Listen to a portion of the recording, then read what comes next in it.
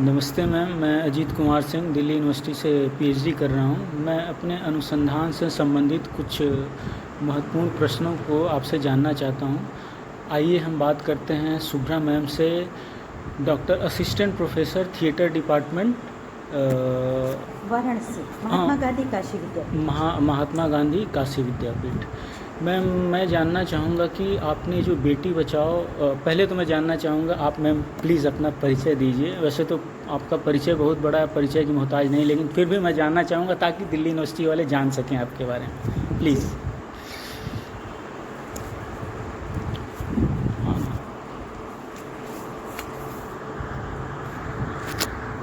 अजीत कुमार सिंह। अजीत जी, पहले तो जानकर मुझे बहुत खुशी हुई कि आप थिएटर में पीएचडी कर रहे हैं। हमारे वाराणसी में बहुत कम ही लोगों ने थिएटर में पीएचडी किया है जी। और अच्छा लगा। मेरा बहुत छोटा सा परिचय है। मैंने आकाशवाणी से नाटक करना शुरू किया था। बाल सखा कार्यक्रम से शुरू किया था 6 साल की उम्र से, और बाल सखा कार्यक्रम में छोटे छोटे प्रोग्राम होते थे। फिर उसके बाद धीरे धीरे मैं बड़ी हुई। गोरखपुर आकाशवाणी से मेरा करियर कहिए स्टार्ट हुआ, या बाल कलाकार के रूप में मैं स्थापित होना शुरू हुई। पहले बाल सखा कार्यक्रम, उसके बाद से थोड़ी और बड़ी हुई तो आकाशवाणी से यूथ प्रोग्राम होता था। तो मैंने आकाशवाणी का यूथ का कॉम्पियर का ऑडिशन दिया। ऑडिशन में मैं सेलेक्ट हो गई और फिर मैं यूथ की कंपेयरिंग करने लगी। ये बात है 96 की।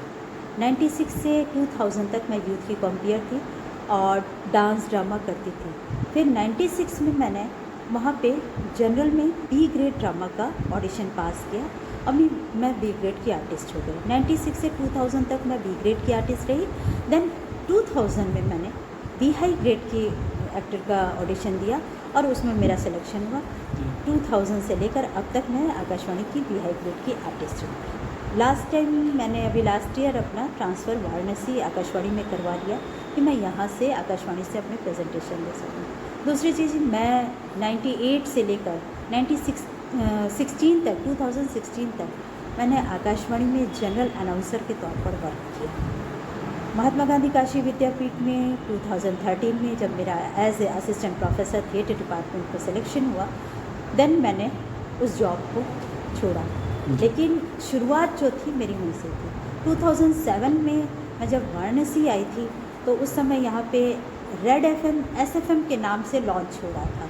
तो उसमें SFM में लॉन्च होने के टाइम पे पहला बैच था जो, उसमें मैं भी एक थी। मैं आती थी चुटकी नाम से। चुटकी में आ गई चुटकी, मैं हूँ आपकी चुटकी, शो चल रहा है तफरी होम डिलीवरी। ये मैं करी 2 साल तक। उसके बाद थिएटर पढ़ने का काफ़ी शौक़ था मुझे। यहाँ पे वाराणसी में मैंने बैचलर किया था, बैचलर ऑफ ड्रामा, जो बी ड्रामा के नाम से था, बट वो कोर्स 3 साल चला, उसके बाद बंद हो गया। तो फिर हम लोगों ने यहाँ से मूव कर लिया। मैं चली गई पटियाला यूनिवर्सिटी पंजाब पढ़ने के लिए। वहाँ से मैंने थिएटर में मास्टर्स किया। देन मैंने वहाँ से मास्टर्स करने के बाद ग्वालियर यूनिवर्सिटी से, राजा मान सिंह तोमर यूनिवर्सिटी से, संगीत एवं कला विश्वविद्यालय से मैंने PhD करा। इस बीच मेरा विद्यापीठ में भी चल रहा था और PhD भी हो गई। बहुत सारे नाटकों को मैंने किया, निर्देशन किया। जब मैंने बताया 6 साल से, तो मैं 8 साल की उम्र में जब थी तो टीवी पर आती थी तीजन बाई। घर में बैठ के तीजन बाई को देखती थी।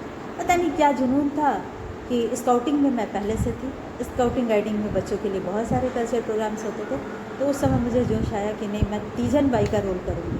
मुझे कोई गाइड नहीं किया, किसी से मैंने कुछ नहीं पूछा। मेरी बहनें भी इस फील्ड में थी, लेकिन फिर भी उस रोल को करने में लगी। और मेरी मम्मा जो थी फैशन डिज़ाइनर थी, उनके स्कूल में जाकर तीजन बाई का रोल रामायण और पांडवानी में नहीं किया, मैंने कबाड़ी वाले का रोल किया। मैं उसमें कबाड़ी वाला, कबाड़ी ले लो बेच के अपना नाटक किया। लोगों को खूब मजा आया कि छोटी सी लड़की अपने हिसाब से लहंगा होगा कुछ भी पहन के जैसा होना चाहिए था, एक कबाड़ी वाले का मैंने रोल किया। दैट्स ख़त्म।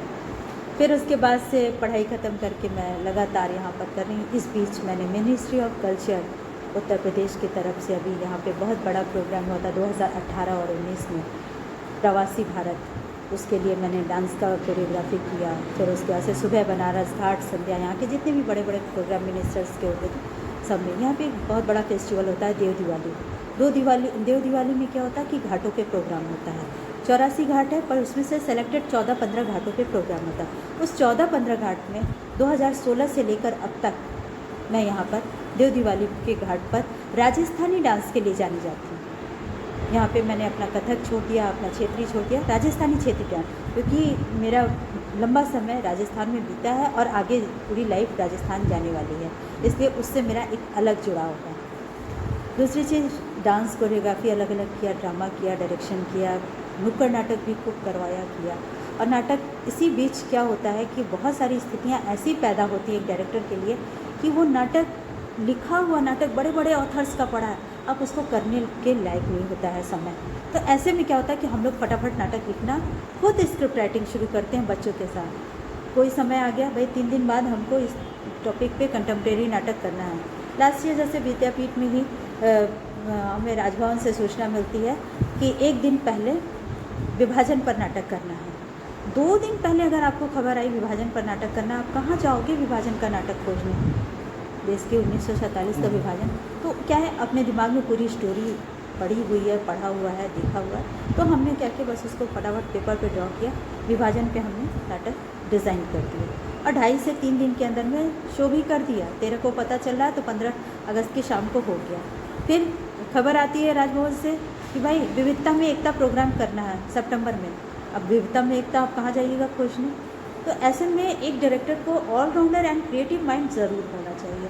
तो वो क्रिएटिव माइंड होने के कारण आप जो है ऑन द पेज अपनी क्रिएटिविटी को निकाल सकते हैं। तो मैंने इस तरह के छोटे छोटे करके नाटक लिखा। अभी जैसे काफ़ी टाइम से चला था बेटी बचाओ बेटी पढ़ाओ जी।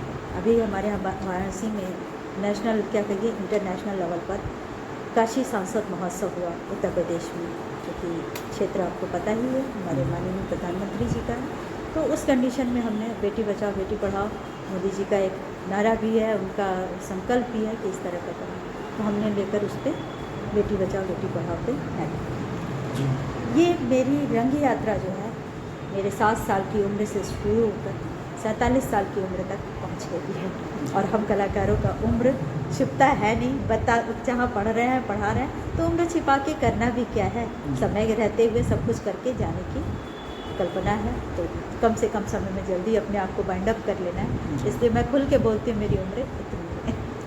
अच्छा मैम, दूसरा सवाल ये है कि आपने स्त्री विमर्श से संबंधित 2 महत्वपूर्ण नाटक लिखे हैं। उसमें से पहला नाटक है बेटी बचाओ बेटी पढ़ाओ। जी, तो मैं जानना चाहता हूँ कि इसकी विषय वस्तु अगर आप सार संक्षेप में थोड़ा बिल्कुल बता बिल्कुल, दें मैं तो बेहतर छोटे में होगा। बताते। बेटी बचाओ बेटी पढ़ाओ क्या है कि अक्सर गांव के क्षेत्र में आप देखें, हम उत्तर प्रदेश में है, बनारस के क्षेत्र में है, तो यहाँ पर क्या होता है कि बहुत सारे घरों में 4-5 लड़कियाँ शुरू में हो गई पैदा, फिर उसके से एक बेटा हुआ, तो बेटी को कई बार होता है कि उसको अवॉर्ड कर दिया जाता है, अस्तित्व ही खत्म कर दिया जाता है आने से पहले। तो यहाँ पर बेटी बचाओ का यही उद्देश्य था कि भाई जो बेटियाँ आ रही हैं उनको हमें बचाना है। अगर बेटी नहीं होगी तो कल को हमारे बेटे के लिए बहू भी नहीं मिलेगी। ये सोच के हम लोगों ने बेटी बचाओ बेटी पढ़ाओ जैसा सोचकर ये डिस्कस लोगों से नहीं किया कि क्या सोच के लिख रहे हैं। फर्स्ट ऑफ ऑल आप पूछ रहे हैं तो ये बात मैं बता रही हूँ। अब बेटी हमारी हो गई, ठीक है, घर में 2 बेटी है, 1 बेटा है, तो बेटा को ज़्यादा तवज्जो मिलेगा, बेटी की एजुकेशन पे ध्यान नहीं दिया जाएगा। पर हमने उसमें दिखाया कि बेटी की एजुकेशन पे ध्यान दिया जा रहा है। हमारे इस नाटक में उसका जो कंटेंट था मेन था कि बेटी के एजुकेशन पे ध्यान देना है, और शादी के लिए अगर माँ बाप के पास दहेज के लिए पैसे नहीं है तो उसकी पढ़ाई किस तरह उसके काम आ रही है। कहने को है कि ये बहुत पुरानी बात है दहेज और ये सारी चीज़ें, लेकिन आज भी समाज में हर रूप में वो देखने को हमें मिल रहा है। तो बेटी बचाओ बेटी पढ़ाओ में जो मैंने एक शादी तय किया था, जो शादी हो रही है, शादी में दिखाता कि जब शादी तय हुई होती है तो लड़का उसका चपरासी रहता है, ठीक है। अब शादी होने तक उसका लड़का क्लर्क हो गया है। अब यहाँ पे क्या है कि उसकी पद बदली तो हमारा दहेज का अमाउंट भी बदल गया। अब वो कहते हैं कि अरे जब शादी तय हुआ था,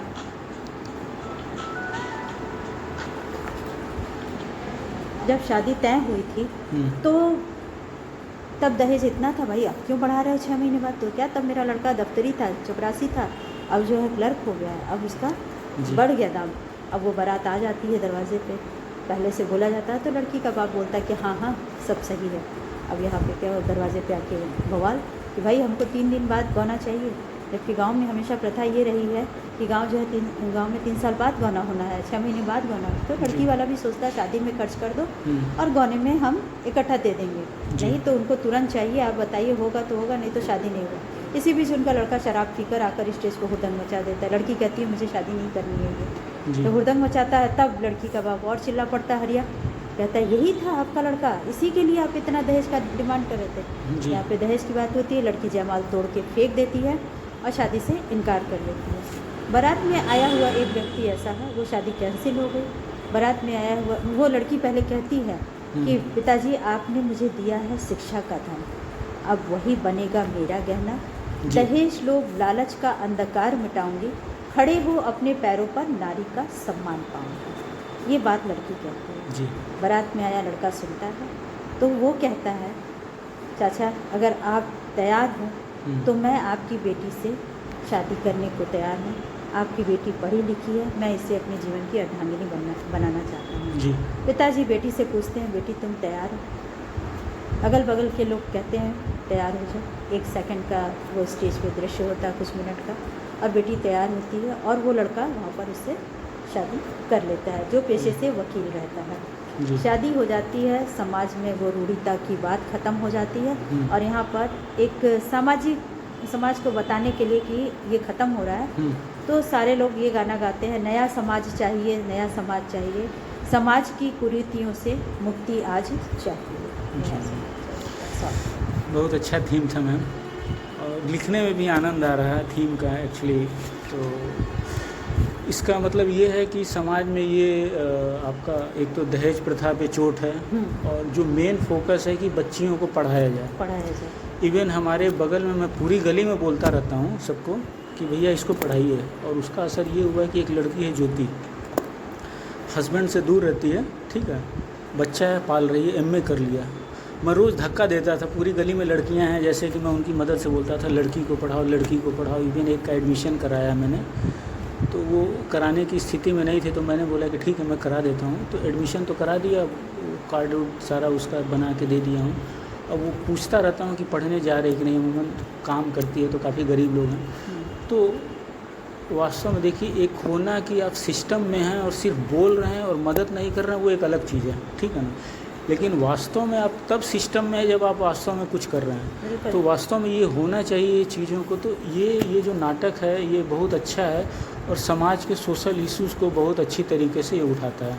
ठीक है मैम अगला है। मेरी कई डांसर थी, बहुत गरीब थी जी, पर हमारे साथ वो डांस करने के लिए आते थे जी। मैं सबको, जो अच्छे घर से, संपन्न घर से होते थे, मैं उनको पैसे नहीं देती थी जी। लेकिन उन लड़कियों को मैं ज़रूर पैसे देती थी। यहाँ तक कि एक लड़की थी कि मैम आपके साथ काम कर रहा है, मुझे नाटक पढ़ने का शौक है। मैंने उसकी पूरी फीस भर के बोला जाओ पढ़ो, भले वो बाद में चाहे जैसे भी निकल जाए, लेकिन जब तक मेरे पास है तो मैं अपने संस्कार से मदद कर देती हूँ, और यही मेरा उद्देश्य है। अच्छा मैम, प्रेजेंटेशन की शैली क्या यूज़ किया है? जैसे इसमें हमने ना बनारसी शैली को यूज़ किया, भाषा और बोली, डायलॉग और भाषा दोनों का प्रयोग किया। बनारसी स्टाइल, हाँ। बनारसी स्टाइल की क्या? काशिका यहाँ की बोली है, काशिका, काशिका, काशिका, हाँ। तो काशिका उसका मैंने डायलेक्ट। प्रयोग इसमें किया था। तो जैसे हरिया चाचा को यहाँ से लम्ही थोड़े दूर पे है, वहाँ तक के गांव तक आप ले जाएंगे तो बोली बदल जाएगी। ओके। हमारी आपकी शहर की बोली अलग होगी, वहाँ लम्ही जाते जाते बोली बदल जाएगी। बोलेंगे सब हिंदी ही, लेकिन अलग टाइप की। तो उस तरह की लोकल बोली का प्रयोग किया। लोकल बोली का आप डायलॉग का जब प्रयोग करते हैं तो दर्शकों से सीधे सीधे कनेक्ट होते हैं जी। अभी हम उसी नाटक को इंग्लिश में कर दे उस जगह, काशी सांसद महोत्सव में किए होते तो शायद लोगों से उस तरह दिल से गहरे से नहीं कनेक्ट हो पाते जिस तरह हम अपनी लोकल बोली और भाषा के कारण। वो तो सही बात है, वो चीज़ें ज़्यादा निकल गई। नुक्कड़ नाटक होने के बावजूद भी जो है कॉस्ट्यूम थोड़ा सा डिफर कर दीजिए तो चीज़ें बदल जाती हैं। ओके। तो एक्चुअली लोक नाट्य शैली का यूज़ है यथार्थवादी, रियलिस्टिक स्टाइल जो होता है, या फिर एब्सर्ड? नहीं, एब्सर्ड तो बिल्कुल ही नहीं था। इसमें लोकनाट्य शैली का हल्का सा प्रयोग था। ओके। यथार्थ तो पूरी तरह से था क्योंकि हमारी आपकी ही बीच की कहानी है जी। शैली हमारी लोकनाट्य की है, नाटक हमारा जो है ये भी कहिए यथार्थ रियलिस्टिक है पूरी तरह से। जी। और एनी फ्लेवर, इसका जो कॉस्ट्यूम भी था वो नॉर्मल था जो हमारे लोकनाट्य में चलता है, घरों में जो पहना जाता है आमतौर पे, वही शैली लोकनाट्य का ही कॉस्ट्यूम था। मेकअप भी साधारण सा था। जी मैम। क्योंकि डिपेंड करता है मेकअप एंड कॉस्ट्यूम आपका नाटक की थीम और थॉट पे। मेकअप सिंपल था सिंपल एंड था। कॉस्ट्यूम वाज कॉस्ट्यूम इनका लोक नाट्य की तरह ही था, पहना कॉस्ट्यूम हुआ was used as use as लोकनाट्य। Folk theatre. फोक का वर्ड का हम लोग ना यूज़ करें, फोक ज़रूर इंग्लिश का है लेकिन उसके मीनिंग में अगर हम जाते हैं तो हाँ। बहुत सारी चीज़ें डिफरेंट हो जाती जी हैं। मैम। तो आई लाइक इट लोकनाट्य। लोकनाट्य, जी मैम। हाँ मैम, मंच परिकल्पना, मंच का डिज़ाइन क्या इसका था? जो मंच का डिज़ाइन था, हाँ। गांव का एक साधारण सा घर था। जी। घर का दरवाज़ा, पीछे झोपड़ी है, हम्म, नॉर्मल सा, क्योंकि लोअर मिडिल क्लास फैमिली की हम यहाँ बात कर रहे हैं। हम्म, तो यहाँ पर पीछे में एक का घर जो है ईंटे का दीवार है, ऊपर छत उसकी जो है हम्म, खपड़ैले और झोपड़ी की है। हम्म, और घर के बाहर में जो द्वारा जिसको बोलते हैं वो है, वहाँ पे 4-6 कुर्सियाँ रखी हैं। एक जगह पे लोटा में पानी रखा है, कुछ गिलास रखे हैं, चप्पल बाहर उतर जाएगा। अब थोड़ा इसको हिंदी में लिख दें एक्चुअली ये हाँ, उसको आप थोड़ा सा इंग्लिश में मुश्किल ही होगा। हाँ, लोटा में पानी। हाँ। ए- किनारे actually- पे गगरा भर के रखा हुआ है पानी। गांव में गगरा। कुआं से पानी निकल के आता है तो वहीं पड़ा रहता है किनारे पर। और क्या मैं लोटा में पानी, गगरा भर के पानी और ये कुर्सियाँ। हाँ, 4-6 प्लास्टिक की कुर्सियाँ रखी हुई हैं, जिस पे लोग आएंगे तो बैठेंगे। एक खाट है, उस पर चादर पड़ी हुई है। जी मैम, खाट पे चादर। जी एक्चुअली कभी कभी बड़ी दिक्कत होती है, अचानक से आप बोल रहे हो, ऐसे आदमी आराम से तो लिख ले सोच के, लेकिन अब इंटरव्यू के समय थोड़ा दिक्कत हो जाता है। हाँ मैम। हाँ, और क्या सिंबॉलिक रूप से आप क्या यूज़ किया था? सिंबोलिज़म जैसे कि कोई चीज़ रिप्रेजेंट करने के लिए, जैसे एक वहाँ पे गए थे तो उन्होंने दिखाया था कि एक जाले में लड़की फंसी हुई है। सिंबॉलिक रूप से एक प्रतिभा सिन्हा का नाटक है कि हाँ, एक प्रोफेसर हैं और उनका हस्बैंड शादी से पहले बड़ा प्यार करता था, ठीक है ना, लेकिन उसको पता नहीं था कि उसका शादी से पहले बहुत लोग के साथ अफेयर था। तो उसके बाद धीरे धीरे जब उसकी रियलिटी पता चलती है कि शादी के बाद भी अफेयर है, तो अपने आप को बड़ा जाले में फंसी, तो उन्होंने जाला दिखाया एक सिंबॉलिक रूप से। वैसे मतलब आपने सिंबॉलिक रूप में क्या यूज़ किया इस नाटक में? इस नाटक में हमने सिंबॉलिक रूप से कुछ खास नहीं यूज़ किया। जो इसका झोपड़ी और ईंटे का बिना रंगा हुआ कच्चा मकान दिखा रहा है, वही इस नाटक का जो है लोअर मिडिल क्लास फैमिली होने का स्टेटस शो कर रहा है। दीवारों पे कोई सफ़ेदी नहीं, कोई पेंट नहीं, सिर्फ दीवारें मिट्टी से मुक्त दी गई हैं। ये इसका स्टेटस था। मिडिल क्लास फैमिली का ना मैम? Lower middle class. अच्छा, लोअर, यस।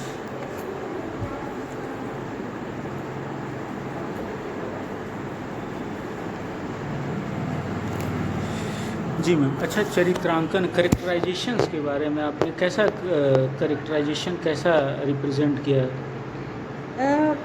देखिए, किसी भी नाटक को करने के लिए उसका कैरेक्टराइजेशन स्ट्रांग होना बहुत ज़रूरी है। जी मैम। अगर हम किसी की हाइट और पर्सनालिटी देखकर उसको नाटक दे जी। दिए और वॉइस मॉड्यूलेशन उसके पास है ही नहीं, तो हमारा नाटक खराब हो जाता है। तो हमारा जो भी एक्टर था, मैंने उसकी पर्सनालिटी का भी ध्यान दिया कि लुक वाइज ये क्या दिख रहा है, एक्सटर्नल क्या दिख रहा है और इनर सोल से वो क्या कर पाएगा।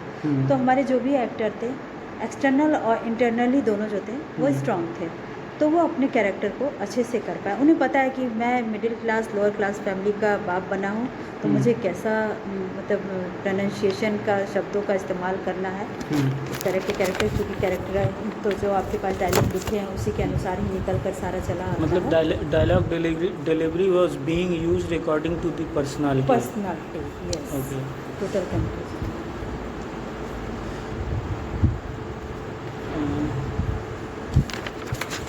ऐसा कोई करेक्टर जिसको कि आपने ग्रे शेड में रिप्रेजेंट किया है, मतलब बैड शेड में या वो समथिंग? उसका जो लड़की का ससुर था, हाँ वो ग्रे शेड में आता है। उसका बेटा जो है वो जब दारू पी के आता है स्टेज पे, हाँ। उसको मार पिटाई हुई हो जाती है। तो ये दो कैरेक्टर जो थे हमारे grey shade. Father in law and groom, दूल्हा, ग्रे शेड में ना ग्रे मैम? शेड में थे दोनों। ओके। हाँ मैम, डायलॉग्स के बारे में आप कुछ बोलना चाहेंगी? डायलॉग्स का कैसा यूज़ किया था? डायलॉग्स मैंने बहुत सरल यूज़ किया था, जो आम तौर से लोगों की लाइफ में बोले जाते हैं, बिना बनावटी डायलॉग। ओके। लड़की के वो जब देखने आते हैं तो हम कैसे बातचीत करते हैं, हम्म, या हम लड़की को रिश्ता देखने के लिए अपने पति को भेजना है तो कैसे भेजें, सुनो जी ओके। जाकर ज़रा उसके लिए रिश्ता देखो, अब अपनी बेटी बड़ी हो गई है, उसकी शादी करनी है। अच्छा छोड़ो भाई, बाद में देख लूँगा, अभी उसको पढ़ लेने दो। तो इस तरह की एकदम आम तौर की बोली, आम चाल की बोली में मैंने डायलॉग, मतलब सिंपल लाइफ डायलॉग्स। सिंपल वो ज़्यादा लोगों को अट्रैक्ट करता है। यहाँ पे कुछ बनाने का डायलॉग में था ही नहीं मेरे पास। जी। सिंपल। जी मैम, और कॉस्ट्यूम्स जैसे कि चरित्रों का बॉडी लैंग्वेज के इमोशंस के हिसाब से। इमोशंस अगर देखा जाए तो इमोशंस पे सस्टेंट करने वाले जो कैरेक्टर थी वो हमारी बेटी थी। 2 बहनें थी ये, आपस में शादी को लेकर बात करती हैं। तो इमोशनल इमोशंस जो था इन दोनों बहनों के बीच में था। जी। माँ का क्या था कि एक जनरल माँ है, वो फ़र्ज़ को पूरा करने के लिए लगी है, बाप फ़र्ज़ को पूरा करने, तो बस इतना ही नॉर्मल इमोशंस था। गहराई से लड़की एक स्थिति में लड़की रोती है, कहती है पिताजी मुझे शराबी लड़के से शादी नहीं करनी, नहीं करनी, और माला तोड़ के वो फेंक देती है वहाँ पे। काफ़ी जब वो रोते रोते कहती है कि लालची लोगों से भी शादी नहीं करना है, आपने दिया है मुझे जो शिक्षा का धन, वो बोलती, वो पूरा उस समय काफ़ी आंसू उसकी आंखों से गिरते होते हैं, और नाक भी काफ़ी तेज़ी से चल रही है, सांसें भी चल रही हैं। मतलब अकॉर्डिंग टू सिचुएशन उसने बहुत मार्वलस एक्टिंग किया। अच्छा जी। हाँ, संगीत के बारे में, संगीत का कैसा यूज किया आपने? किया तो 2-3 शो था, तो इस बार ज़्यादा हम संगीत का यूज़ नहीं कर पाए। जी। और गाना हमने एक यूज़ किया था इसमें, बैकग्राउंड म्यूजिक में। कौन सा मैम? हालांकि जब भी म्यूज़िक यूज़ करते हैं इस तरह में, तो हमेशा जो है हम लोग क्या करते हैं, सिर्फ म्यूज़िक यूज़ करते हैं, वर्ड नहीं यूज़ करते हैं। पर इस गाने में हमने, इस नाटक में हमने शब्द वाले गाने यूज़ किए थे। जब झगड़ा होता है तो बैकग्राउंड में वो लड़की गाती है, सेनुरा के खातिर बिकल घर बाबा। सेनुरा जो सिंदूर है, सिनुरा। हाँ, सेनुरा के खातिर बिकल घर बाबा, माहौल मंगादा, माहौल मतलब जहर मंगा दीजिए हम खाएं। सिनुरा के खातिर बिकल घर बाबा, बिकल घर बाबा, माहौल मंगादा, बिकल घर बाबा, माहौल मंगादा। तो मतलब वो कहते हैं कि घर द्वार ना बिके जी। और हम जहर खा के मर जी। तो इस जगह पे काफ़ी इमोशनल सीन्स थे। हाँ एक्चुअली। और फिर उसको जो तान और आलाप दे के म्यूज़िक का, उसको हमने सीन को और अच्छा बनाया। जी। मतलब आप ये बोल रही हैं कि अगर दुख है तो दुख के लिए सॉन्ग अलग है, खुशी के लिए भी अलग है। Okay, songs according to situation, हाँ, songs according to play mood, हाँ, प्ले का जो मूड चल रहा है उसके सैडनेस। हाँ, प्रकाश परिकल्पना। हाँ मैम, थोड़ा इस पे light, use of lights, how did you use it? जैसे कि कोई एंगल्स पे आपने, जैसे कि बिल्कुल। हाँ, मैं वो जानना चाहूँगा थोड़ा। देखिए नाटक में कई बार होता है कि लाइट तो हमेशा ही बहुत महत्वपूर्ण है। तो जो सबसे पहले जो हमने लाइट का यूज़ किया, नॉर्मल से पार लाइट का और फ्लड लाइट का यूज़ किया, जो पूरे मंच को, जो उनका द्वारा है पूरा एक नॉर्मल सी लाइट है, दिन का सीन हम दिखा रहे हैं। येलो वाइट, येलो लाइट, चलो जी मैम। यहाँ पे येलो लाइट यूज़ हुआ, नॉर्मल लाइट है। जब शादी के सीन में लड़ाई झगड़ा होता है जी, तो थोड़ा रेड और वाइट और ब्लू का प्रयोग किया, जैसे कि स्टोव लाइट, लड़ाई झगड़े में सब लाए, मारपीट के गिरा दिए, तो स्टोव लाइट जो जिगजैग, जिसको हम लाइट बोलते हैं, बुझती है और बंद होती है, जिगजैग, ठीक है ना। स्टोव लाइट का प्रयोग किया। और बाकी सीन में तो नॉर्मल ही लाइट हमारी चल रही थी, इसमें कोई बहुत ज़्यादा सीन तो हमने क्रिएट किया नहीं था, इतना ही, 2 सीन ही काफ़ी थे। और उसके पहले स्टार्टिंग में था, इसमें जोकर होकर आते हैं, थोड़ा बातचीत करते हैं, उनके बारे में मैंने नहीं बताया, सिर्फ बेटी बचाओ बेटी पढ़ाओ को ही लेना है। हालांकि जो जोकर हमारे जोकर और हिजड़े होते हैं, ये काफ़ी मैसेज देकर चले जाते हैं। तो इनके समय पे जब ये आते हैं जोकर और हिजड़े, इनके समय पे कोई विशेष लाइट? हाँ, इनके टाइम पे विशेष लाइट भी है, विशेष साउंड भी है। क्या साउंड? 2 जोकर जो है ऐसे बैक करके आ रहे हैं, ये दोनों की हिप सटती है, ऐसे टाइप की लाइट आती, वो साउंड आता है। ओके, तो क्लैम। दोनों अलग हो जाते हैं फट से। जी। हिजड़े आते हैं तो सीधे वो गाते हुए घुसते हैं, सज रही गली मोरी अम्मा चुनर कोटे में। ओके। तो पता चल जाता है कि ये अलग टाइप का सीन जाने वाला है। इसमें कोई विशेष लाइट मैम? नहीं, ठीक ठीक लाइट थी, नॉर्मल लाइट, फ्लड नहीं है। पर यह है कि पार और पीसी का हमने प्रयोग किया। हिजड़े जब दोनों ऐसे सट में आए तो वहाँ पे हमने प्रोफाइल बनाया, बीच में स्पॉट लाइट दिया एकदम उनके ऊपर। जी। अच्छा हाँ, ताली के ऊपर याद आया, इनका ताली का भी एक चिसप्पन ताली होती है, कलाम ताली होती है। मतलब जैसे किसी को अट्रैक्ट करना है तो एक ताली अलग होता है, बोलना है कि भैया आप हमारे इलाके में घुस आए हो, उसको वार्निंग देने की अलग अलग होता है। मेरे पास सारा है एक्चुअली, मैंने आपको बताया था ना कि इसमें पीएचडी करने से पहले थर्ड जेंडर में मेरा पूरा 5 साल का, बहुत ज़रूरी है उनका। तो इसका सारा लिटरेचर मेरे पास तो मौजूद है, नेशनल और इंटरनेशनल हाँ। सारा है। ठीक है मैम। हाँ, तो मैं ये जानना चाहता हूँ मैम, अब थोड़ा है कि हाँ। इंटरप्रिटेशन आप कैसे देखते हो इस नाटक, इसकी व्याख्या आप कैसे करोगे? इस स्त्रीवादी दृष्टिकोण से, पुरुषवादी दृष्टिकोण से, liberal, communism, post modernism, modernism, क्या अप्रोच है इस नाटक को, मतलब आप कैसे देखते हो? सीधी सी बात।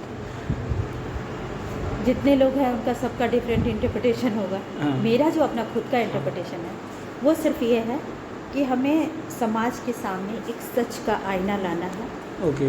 हमें शिक्षा को बढ़ावा देना है, हम्म। और जिनको हम ट्रांसजेंडर कह के अलग कर देते हैं अपनी सोसाइटी में, वास्तव में ये समाज का बहुत बड़ा सच है। और ये जो मैसेज देते हैं, ये जो बात कहते हैं, अकाट्य सत्य होता है। ओके, तो ट्रांसजेंडर को भी आप यहाँ लाए हैं? यहाँ पे हम ले आए थे, स्टार्टिंग में ही ट्रांसजेंडर को लाते हैं। ट्रांसजेंडर ही शादी के लिए आते हैं और मनाते हैं। शादी होती है, बीच में ये बवाल होता है, और जब बवाल होता है तो उस समय इनकी गाली गलौज भी होती है।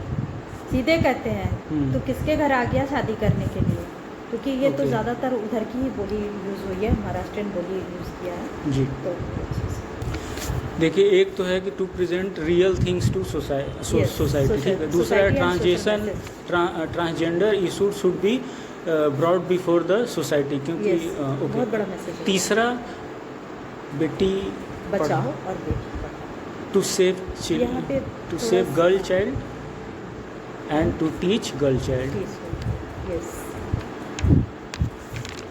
And anything else ma'am? Society को एक स्ट्रॉन्ग मैसेज देना था, वो मैंने ओके जी मैम। अब थोड़ा सा जो है, अब थोड़ा अलग क्वेश्चन है मैम। जी बिल्कुल। अब सवाल ये है कि आप रंगमंच में, बनारस में रंगमंच की स्थिति को आप कैसे देखते हो? What is situation of theatre in रंगमंच? बनारस की स्थिति को अगर हम पुराने परिवेश के हिसाब से और आज के परिवेश में देखें तो सुना हुआ है पुराना परिवेश जी ठीक ठीक था, लेकिन इस समय जो बनारस की स्थिति है बहुत ही बुरी स्थिति है रंगमंच की। गिने चुने डायरेक्टर्स हैं जो करते हैं, क्योंकि यहाँ पे मैं बहुत साफ बोलती हूँ, यहाँ पे थिएटर में यूनिटी नहीं है। और जहाँ पर भी यूनिटी नहीं है, हर कोई अलग है, कितना बड़ा तीर मार लेगा। तीर मारना है तो वही ग्रुप हमें बनाना पड़ेगा। और मैं इसलिए कुछ कर पाती हूँ क्योंकि मैं एक यूनिवर्सिटी हूँ जी, इसलिए मुझे हर तरह का सपोर्ट मिलता है, चाहे हमारे आर्टिस्टों के तरफ से भी और जो हमारी शासन सत्ता है उसके तरफ से भी। तो मेरे लिए करना काम आसान होता है। जो ग्रुप हैं बेटर नहीं चल रहे हैं। मतलब कि what are main issues that you see, मतलब कौन से ऐसे मुद्दे हैं कि जो कि थिएटर को ख़राब कर रहे हैं आप? सबसे पहला तो यहाँ ऑडिटोरियम ही नहीं है। Auditorium, lack of auditorium. हाँ, लैक ऑफ ऑडिटोरियम। जी मैम। और जो ऑडिटोरियम्स हैं उनकी इतनी हाई रेट्स हैं कि नॉर्मल थिएटर करने वाला आदमी वहाँ पर थिएटर कर नहीं सकता। एक बार आपके पास 35,000 होंगे तब जाकर आप नागरी नाटक मंडली में नाटक कर सकते हैं। नागरी नाटक 35,000 आप उनको वेयर करेंगे। 30 दिन अगर आप खुद रिहर्सल कर रहे हैं तो एक कम से कम कितना, अगर हम, मेरी तो टीम बहुत बड़ी बड़ी होती है, 20-20, 30-30 बच्चों की टीम होती है। अगर उनका रिफ्रेशमेंट देखें तो रोज़ का 1,000 रिफ्रेशमेंट, गिरी सी गिरी हालत में 1,000 रिफ्रेशमेंट, 30 दिन में तो 30,000 मेरे ये हो गए। फिर उसके बाद से हम 10,000 की कॉस्ट्यूम, ऐतिहासिक नाटक बड़े बड़े कर रहे हैं तो हम उसमें 10,000 के कॉस्ट्यूम्स बना रहे हैं, किराए पे प्रॉप्स ला रहे हैं, चीज़ों को कर रहे हैं। तो ले दे के एक कम छोटा सा भी नाटक मैं उठाती हूँ तो 80 से 90 हज़ार रुपया मेरा जाता है। अभी लाइट एंड साउंड छोड़ दिया है, तो कहाँ से हम कर पाएंगे नाटक? बनारस का और कौन सा वर्ग नाटक करेगा? कोई नहीं कर पाएगा। 80,000 प्लस अगर लाइट का जोड़ लें तो 20,000 मिनिमम 20,000 लाइट। सेलेक्टेड लाइट है उसमें, ज़्यादा लाइट, नंबर ऑफ लाइट्स भी ज़्यादा नहीं है। ओके, मतलब 1 लाख अराउंड। 1 लाख सर कहाँ से? किसके पास है? से कैसे सर्वाइव How होगा? can management? And what is the role of government ma'am? Nothing else, government is not funding ना? not funded. अभी हमारे यहाँ एक बहुत बड़ा हॉल बगल में है सिगरा पे, नाम सुना होगा, रुद्राक्ष के नाम से है, कन्वेंशन हॉल। 3.5 लाख रुपया मैंने सुना है उसका किराया है, कोई कहता है 1.25 लाख किराया है, 4 lakh. Bina ma'am, according to Bina ma'am. हाँ, वो भी संस्कार भारतीय थिएटर में। जी। तो क्या वो सिर्फ हमारी सरकार ने उसको सरकारी कार्यक्रम के लिए बनाया है या हमारे आप को देखते हुए बनाया है? मोदी जी आएंगे तो उसमें कार्यक्रम होगा, गवर्नर आएगा तो उसमें कार्यक्रम होगा, कोई सेलिब्रिटी आएगा तो उसमें बाकी तो हम तो कहते हैं भैया इससे अच्छा तो हमारी गंगा माँ का घाट है, हम जाते हैं नाच के गा के नाटक करके चले जाते हैं, और घाट पे करने में बहुत मज़ा आता है। इनके हॉल को तो मैं एकदम टच ही नहीं करना चाहूँगी। साल में 1-2 बार मैं नागरी नाटक मंडली में नाटक करती हूँ, उनके बुलावे पे अपना पैसा खर्च करके नहीं, क्योंकि अपना पैसा जब भी मैंने किया है तो 1.25 लाख रुपये तक गया है। टिकट की व्यवस्था? नथिंग, कुछ नहीं है। टिकट जब यहाँ पे पब्लिक विदाउट टिकट तो शो देखने ही नहीं आती, तो टिकट लगा के कौन आएगा? मैम दिल्ली में तो मैं देखता हूँ कि 700, 300, 500 ऐसे। हाँ, है। अभी मैं जयपुर गई थी, जयपुर सांस्कृतिक सेंटर बना हुआ है जिसका ओपनिंग जो है अमोल जी। पालकर साहब ने किया था। अमोल पालकर साहब से भी मेरी बातचीत हुई जी जी। और उन्होंने क्या किया, रेपर्टरी की टीम को बुला लिया, एनएसडी की रेपर्टरी 3 नाटक रेपर्टरी से करवा रहा है। रेपर्टरी तो 30 दिन करता है, तो जो उनका आर्ट का नाटक करने का तरीका होगा और आम जो संस्थान होंगे उनके में तो फ़र्क होगा ना। आप आए, एनएसडी बहुत बड़ा ब्रांड है, आप आए, किए और निकल गए, तो उसमें खूबी नहीं है। आम जनमानस से उठा के जो वास्तव में नाटक करने का पैशन रखते हैं उनसे नाटक करवाइए, तब बात बनी। अमोल पालकर साहब को दिखाने के लिए आपने बहुत बड़ा शो ऑर्गेनाइज किया करोड़ों का, और एनएसडी के एक बच्चे को 60-60 हज़ार रुपये मिले। मेरी खुद स्टूडेंट उसमें काम की, तीनों नाटक। हाँ, लेकिन नाटक उनका क्लास का था, कारण कि भाई पैसा मिल रहा है, A ग्रेड रह रहे हैं, खा रहे हैं, तो सब कर। कला वैसे तो देखा जाए तो गरीबी में बढ़ती बढ़ती है, लेकिन जब उसको ब्रांड नेम मिल जाता है तो ज़्यादा ही सोफिस्टिकेटेड हो जाते हैं। अच्छा ma'am, what about the girls and how do you see the situation of girls in, मतलब कि लड़कियों की स्थिति को आप थिएटर हाँ। में आज वर्तमान संदर्भ में कैसे देखती हैं? मुझे जो पता है, जहाँ तक मैंने बनारस में ऐसे ऐसे कलाकार हुए हैं कि लड़कियों का रोल करते थे। यहाँ पे सबसे बड़े पुराने कलाकार जो अब हमारे बीच में नहीं है, लेकिन एज एन आर्टिस्ट वो हमारे बीच में है, नीलू दादा, नीलकमल चटर्जी। ये बहुत ही पुराने, अभी 84-86 साल की उम्र में 3 साल पहले उनकी डेथ हुई है। वो महिलाओं का रोल करते थे। उसके बाद धीरे धीरे समय बदला तो लड़कियां यहाँ पर बनारस के पुराने कलाकारों में बताएं तो एक सुमन पाठक जी मुझे नज़र आती हैं, एक पूर्णिमा पांडे नज़र आती हैं, और एक हिमांगी हैं, वो नज़र आती हैं। गिने चुने 6-7 लेडीज़ जिनके नाम अभी बहुतों के नहीं याद है, टोटल 6-7 जी। लेकिन मैंने अपने टाइम में देखा है, जब से 2007 से मैं यहाँ पर करवा रही हूँ, तो मुझे लड़कियाँ बहुत मिलती हैं। उसके पीछे कारण है शायद कि मैं महिला डायरेक्टर हूँ, इसलिए लड़कियाँ मेरे पास हमेशा से आती हैं और उनकी प्रॉब्लम्स को मैं समझती हूँ। सब कह देते हैं कि मैम आप हैं तो इसलिए हम लोग कर रहे हैं, कोई और होता तो करते हैं बच्चे मेरे साथ, लड़कियाँ मेरे साथ बहुत आती हैं। अब मुझे पता चला कि यहाँ पे 20 स्टूडेंट्स हैं, बनारस एनएसडी में 4 लड़कियाँ हैं, और वहाँ 26 हैं दिल्ली में, वहाँ 10 लड़कियाँ हैं, 16 लड़के हैं। तो अभी ये थोड़ा सा बदलाव आ रहा है क्योंकि वो सेंटर है और यहाँ पे बहुत बड़ा रीज़न है। सॉरी आपकी बात को काट के। हाँ प्लीज़। बात यहाँ पे ये है कि वहाँ पे स्टाइपेंड ज़्यादा है, वहाँ पे ग्लैमर है। बनारस में ग्लैमर नहीं है, सो एंड सो उनके लिए अकोमोडेशन नहीं है। वो आते हैं, रेंट पे रहते हैं, अपना काम करते हैं, चले जाते हैं। दिल्ली हॉस्टल में रहने की वहाँ पे उनको बढ़िया एकोमोडेशन मिल रहा है, A ग्रेड उनको स्टाइपेंड मिल रहा है, नाम और शोहरत तो मिल ही रहा है। जहाँ नाम और शोहरत है तो थिएटर फील्ड ही है शोहरत का नाम भाई, तो इसलिए वहाँ ज़्यादा है, यहाँ नहीं आएंगे। उससे अच्छी तो मैं हूँ, 1 रुपया स्टाइपेंड नहीं ले रही हूँ, उससे ज़्यादा फीस बच्चों से ले रही हूँ, फिर भी मेरे पास लड़कियाँ खूब हैं, उनसे ज़्यादा एनर्जी से ज़्यादा लड़कियाँ मेरे पास हैं। अच्छा मैम, 2 बहुत महत्वपूर्ण सवाल हैं। पहला कि हमारा जो रंगमंच रहा है वो पहले पुरुषवादी दृष्टिकोण से ज़्यादा संचालित रहा है। बिल्कुल। जो कथ्य है, जिसे आप स्टोरी बोलते हो, कहानी बोलते हो, उसमें representation male point of view से ज़्यादा होता था। फीमेल की बात नहीं आती थी, औरतों की बहुत से मुद्दे छूट जाते थे। तो आपको क्या लगता है कि महिला निर्देशिकाओं के आने से उस कथ्य में कुछ परिवर्तन आया है कि यथास्थिति वैसी है? क्योंकि देखिए, अगर थिएटर में दोनों पक्ष नहीं रहेगा तो बैलेंस नहीं होगा, ठीक है ना? तो मैं ये जानना चाहता हूँ, क्या वो बैलेंस अभी आया है कि अभी भी थोड़ा, मतलब अभी आपके हिसाब से आपका ओपिनियन क्या है?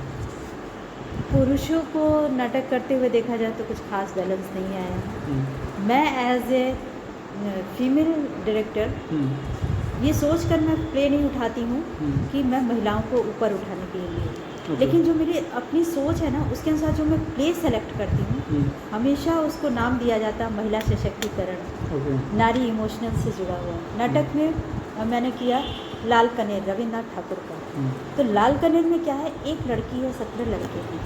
नंदनी के ऊपर ही रविन्द्रनाथ ठाकुर जी की वो पूरी कहानी स्टैब्लिश है।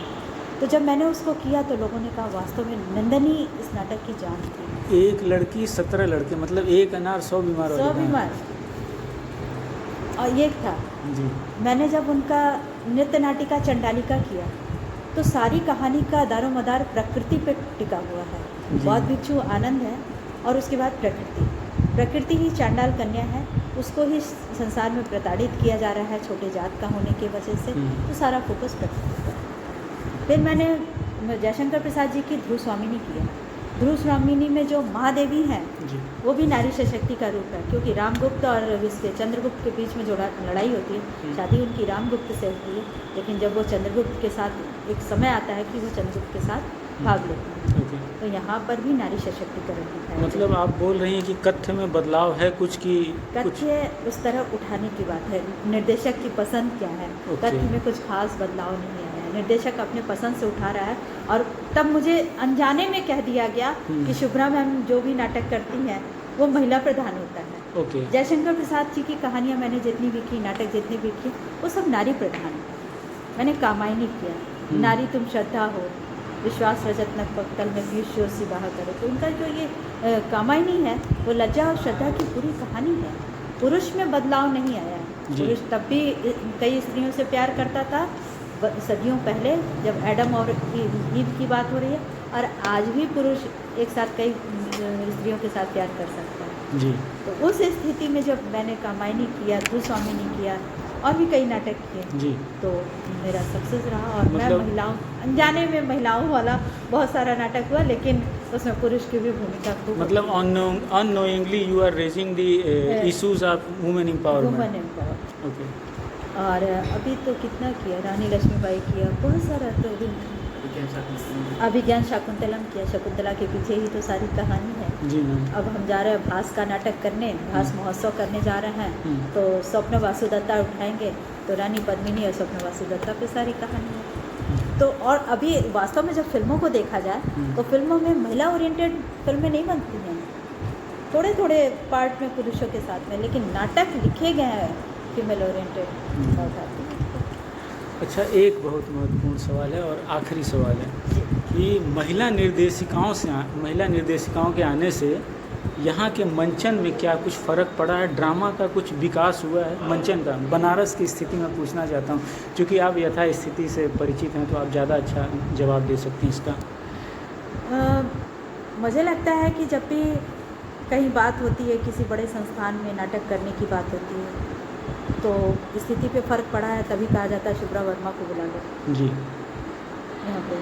और मुझे देख के कई जो दबे कुचे से लोग थे, नाम बहुत था, लेकिन वो डायरेक्शन करने की हिम्मत नहीं कर पाते थे, वो थोड़ा थोड़ा खड़े हो रहे हैं। जी। और मेरे अंदर पता नहीं क्यों कभी डर रहा ही नहीं कि मैं लेडीज़ हूँ तो मैं डायरेक्शन कर पाऊँगी कि नहीं कर पाऊँगी। ये डर कभी फियर मेरे अंदर था ही नहीं। जी। मैं हमेशा धड़ल्ले से प्ले उठाती। मतलब आप ये बोल रहे हैं कि और साथ में बहुत सारे बच्चे शुरू हो रहे हैं। तो मतलब कि महिला निर्देशकों से आने से कुछ फ़र्क पड़ा है? फर्क पड़ा है हाँ? उनको, ये मैन पावर को ये लगता था कि मैं ही डायरेक्टर हो सकता हूँ। Okay. यहाँ ये मोनोपोली मेरे आने से टूटी है। Okay, monopoly has been broken. हाँ, ब्रोकन, यस, जी। Fully broken. और कथ्य के हिसाब से मैं कथक को थोड़ा इंग्लिश में बोलूँ। स्टोरी लाइन सोसाइटीज़ इशूज समझ लीजिए। मेल शॉविनिज़्म एक होता है कि पुरुष अहंकार और पुरुष तथ्य जो ज़्यादा होता है नाटकों में दिखाई देता है, उससे कुछ। हमारे नाटकों में पुरुष अहंकार को हमेशा से तोड़ा गया है। ओके। चाहे वो खजुराहों का शिल्पी हो, हम्म, खजुराहों के शिल्पी में जो आज वहाँ पे मूर्तियाँ बनी है खजुराहों में, कंदरिया में, हम्म, उसमें पुरुष को बहुत बुरी तरह से तोड़ दिया गया। इसलिए तोड़ा गया भाई कि तुमने हमारा इस्तेमाल किया, लो तुम्हारी बनाई हुई उसको मंदिर की मूर्तियों को ही मैं खंडित कर देती हूँ, उस मंदिर में कभी पूजा ही नहीं होगा। मेल ऐसे ईगो वाज करके। ब्रोकन और hurt in most of the place ना मैम, यस, सच एज कौन से नाटक में, जैसे कि आप बता रहे हैं अभी? तो अगर सबसे पहले खजुराहों का शिल्पी ध्रुव जी। स्वामिनी, कामायनी, ओके, रानी लक्ष्मीबाई। मतलब हर जगह आपने पुरुषों को धोया है।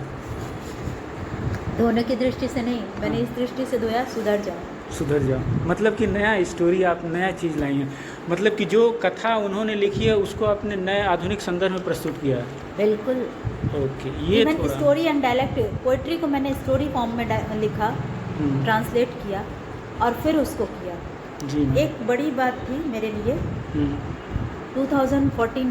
13 में मैंने यहाँ ज्वाइन किया था। और उस समय क्या हुआ, मैं लोगों को हमेशा कामायनी पढ़ते हुए सुनती थी और सुना था कि कामायनी इतनी कठिन रचना है कि इसको आम आदमी नहीं समझ सकता। पर मेरे बड़े जिया जी काफ़ी लर्नेड थे, काफ़ी एजुकेटेड थे। उन्होंने कहा कामायनी तो मैं खड़े खड़े मूंगफली की दुकान पर किसी को भी, मूंगफली वाले को समझा सकता हूँ। अच्छा तो मैंने कहा मुझे भी समझा दीजिए जी। भाई, इसकी पोइट्री आज भी बहुत कठिन है, हिंदी डिपार्टमेंट वाले नहीं कर पाते हैं अक्सर। तो उन्होंने समझाया, मैंने उनकी कामायनी को खूब सुना, उनकी भाषा में सुना। आज भी उनकी राइटिंग में लिखा हुआ चीज़ मेरे पास है, वो 75 ईयर के हैं। जी। फिर मैंने कामायनी को कहा कि जिया जी मुझे जो है इसको ऑन स्टेज करना है, क्या करूं कि लोगों को समझ में आए। इतना इसके बारे में लोगों के या तो भ्रम है या तो सच है कि बहुत कठिन चीज़ है कामायनी। फिर उन्होंने कहा कि मैंने ही उनको सजेशन दिया, ऐसा करते हैं सरल सरल जो अट्रैक्टिव पोइट्री है उसको हम नाटक में पोइट्री के फॉर्म में रखेंगे और जो कठिन डायलॉग्स, जो कठिन पोइट्री है उसको डायलॉग्स के फॉर्म में करेंगे। ओके। अब यहाँ पे क्या किया, मैंने एक नैरेटर बैठा दिया जो स्टोरी रन कर रही है, कई अंकों में है। तो उस अंक को मैंने स्टोरी अंक में 12 दृश्य मैंने भी, 18 दृश्य मैंने भी बनाए। 18 अंकों में करने के बाद उसको क्या किया, सरल कर दिया। उसमें गाना भी डाला, कथक डांस भी डाला, इंडो वेस्टर्न फ्यूजन भी डाला, जिससे लोगों में रस पैदा हो। उसको देखें, जब मुझे रस की निष्पत्ति नहीं होगी तो सामने बैठे दर्शक क्या करेंगे। ये चीज़ मैंने कामायनी के साथ किया और उसका मैंने 3 मंचन किया, 3 ही किया, लेकिन बहुत सफल मंचन था। अच्छा मैम, ये जो नाटक है बेटी पढ़ाओ और बेटी बचाओ या बेटी, हाँ, तो इसमें नया आपने क्या किया, नया कुछ स्टाइल में कुछ नया अगर देखा जाए किस तो किस चीज़ में स्टाइल एक तो जोकर और वो हिजड़ा लाया, ओके, जो समाज का सच बताते हैं लोगों के सामने, जिनको हम घुसने नहीं देते घर में। या वो ये कहते हैं जब बच्चा पैदा होगा तो लोगों की दृष्टि होती ना, जैसे पैसा मांगने आएंगे, ओके, गाना बजाना करके पैसा देंगे। लेकिन इन्होंने समाज को संदेश दिया, कहाँ ढूंढ रहे हो अपनी बेटी की शादी, जाओ अपनी बेटी की शादी गांव में ढूंढो, जहाँ 70% जनसंख्या है और यहाँ पे 30% में तुम्हारा बेटा कहाँ मिलेगा। शहर वाले तो सब अपना बेटा विदेश पढ़ने भेज देते हैं, वो विदेशी मैम लेकर आएगा, तुम्हारी बेटी के लिए रिश्ता गाँव में मिलेगा। और ये मैसेज मैंने ये नया और ट्रांसजेंडर कोई और कुछ, और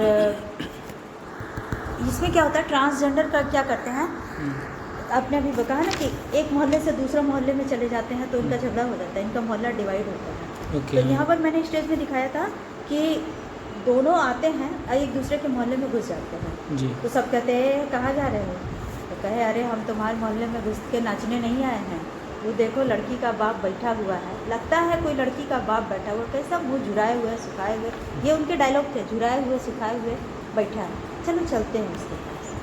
वो मोहल्ला दूसरा है, ये मोहल्ला दूसरा है। अब यहाँ पे सब दोनों मोहल्ले की बात कर लिए हैं, तो इसको आकर समझाएं कि बाबू ये शहर है, यहाँ तुम्हारी लड़की के लिए रिश्ता न मिलेगा, तुम गाँव में जाओ। तो वो जब उसको इतने अच्छे से समझाते हैं वो दोनों टीम के जेंडर ट्रांसजेंडर कि वो कहता है चलो भैया। और सचमुच वो जब गांव जाता है तो कहता है, हम लोग सब कहते हैं जात जात हमों के याद कर लिया, अपने भोजपुरी लैंग्वेज में बोलते हैं। और वो शादी जब हो जाती है तो वो खुश हो जाते हैं, गाते बजाते हैं। जानते हैं तो गरीब था, ये वही आदमी है जिसको हमने सीख दी थी। एक चवन्नी नहीं लेते हैं, उल्टा 1 रुपया उसको दे कर आते हैं, कहते हैं कि अपने पास रखो, इससे तुम्हारा धन बढ़ेगा, ये आशीर्वाद देते हैं। तो ट्रांसजेंडर को जो हम भेद दृष्टि से देखते हैं, नहीं देखना चाहिए, वो हमारी आपकी उपज है ना। जी मैम।